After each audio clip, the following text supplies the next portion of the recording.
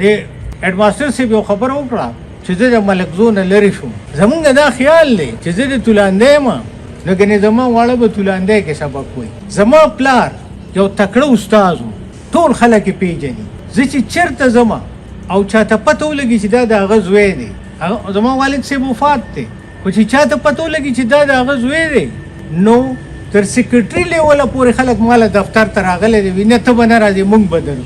ماله خدای پاک موقع راکړې ده تر پی ایچ ډي پورې مې سبق ووي. زما کشر رور چې دی نو یونیورسټۍ کې اسسټنټ پروفیسر دی په امریکا کې، بل کشر رور هغه م ایجوکیشنسټ دی. ریوارډ دی.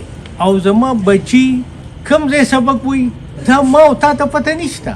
ښېګڼه وکړه لکه که زما د نیکه نه چا تپوس کړی وی چې په انګلینډ کې په شفیلډ کې یونیورسټي جوړېږي، نو هغه به وایي چېرې دا پاګل نه دی، زه د شفیلډ په یونیورسټۍ څه کوم، او د هغه نوسي د هلته نه سبق وایي. ښېګړې وکړئ او خدای پاک به یې درله ریوارډ درکوي. که استاز دی که عامه معاشره ده.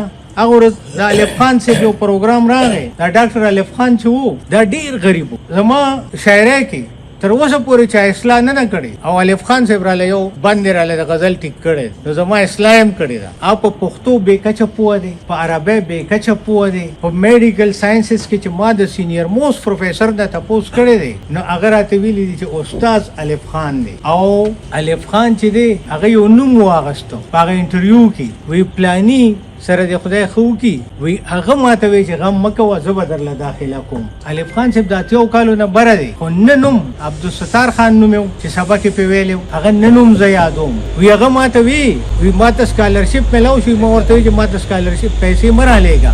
وی ماته وی چې ما د ړنې ایستې دي، خو چې ته تکړه شي نو بیا چې ستا په شان څوکینو په هغې باندې سبق ووایه چې د زوی دپاره سټرګل کوې، د دیرواره دپاره وکړه. دیرواره ډېر قیمتي دی د زوی نه، ځکه چې معاشره چې ده دا یو کس نشي جوړو. نیشنلیزم جرمنیان او یورپیان چې دي نو دا نازیزم ته نیشنلیزم وایي. زما سوچ د نیشنلیزم دا دی چې رور سره سم ني، گاونډي سره سم ني، کلی سره سم ني، ملک سره سم ني، نو دا جهان نشي ښه کېدی. د پاکستان په پوله باندې چې اوږې افغانستاني یا د موړ افغانستان په پوله باندې اوږې پاکستاني، نو افغانۍ به ترې خوب نه کوي، او دقسې به زم خوب نه کوم. نو دا مونږ چې کوم نیشنلیزم وایو هغه دا دی چې خپلو کې یو شی چې مونږ د ګاونډیانو سره هم خپله خبره وکړو د ټولو د ترقۍ دپاره، او یو بریزم بل بریزم سره او د دنیا په سطح باندې. نو زمونږ نیشنلیزم منفي نه دی، مونږ وایو ښېګړې وکړئ، تکړه شئ، او خدای پاک دا انسان نه غلامۍ له رالیږلی دی، نه دا مونږ چې څه کوو دې له رالیږلی دی. خدای پاک انسان خپل نایب کړی دی. آیا مونږ د دغې نایب په درجه باندې پوره یو؟